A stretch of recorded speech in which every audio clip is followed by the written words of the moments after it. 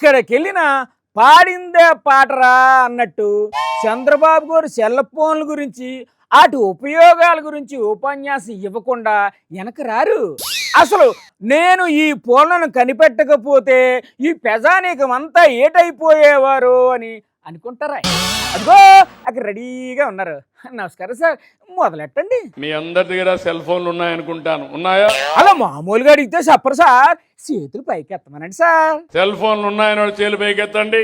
ఎత్తండి అయ్యా ఎత్తండి సార్, చేతులు పైకి ఎత్తమంటున్నారు. కొంతమందికి ఒకటి ఉన్నాయి, కొంతమందికి 2 ఉన్నాయి, 3 కూడా ఉన్నాయి. ఏంటి 3 ఫోన్లా ఏడు చేసుకుంటారు సార్ వాళ్ళు?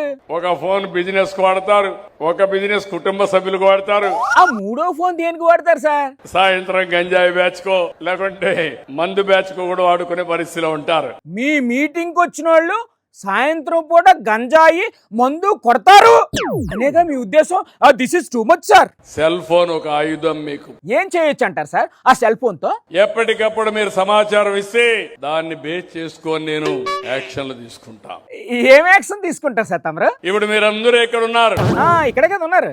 ఈ మీటింగ్ లో ఎవరెవరు ఉన్నారో తెలుసుకోవాలంటే మీ ఫోన్ ద్వారా మీరు ఇక్కడ ఉన్నారా లేదా తెలుసుకునే పరిస్థితి వస్తుంది. అబ్బా, ఏమి టెక్నాలజీ కనిపెట్టారు సార్, నిజంగా మీరు చాలా గ్రేట్ అండి బాబు. ప్రతి నెల మీకు 2-3 ఫోన్లు అన్నా వస్తా ఉంటాయి. వస్తున్నాయని వాళ్ళు చేలు పైకి ఎత్తండి.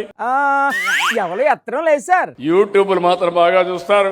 వాళ్ళ ఫోన్లు వాళ్ళ ఇష్టం అండి, ఏటైనా చూస్తారు. ఇన్స్టాగ్రామ్ మాత్రం బాగా చూస్తారు. అవసరమైతే సినిమాలు కూడా చూస్తారు. వాళ్ళ పర్సనల్ అండి, వాళ్ళు ఏడు చేస్తే మనకేటి చెప్పండి. మన మిత్ర యాప్ అంటే మాత్రం సరిగా చూడరు మీరు సార్. అసలు వాళ్ళ ఫోన్లో యూట్యూబ్లు, ఇన్స్టాగ్రామ్లు, ఫేస్బుక్లు రాకుండా సెట్టింగ్లు అన్నీ మార్చేయండి, అప్పుడు మీరు చెప్పినట్టు వింటారు.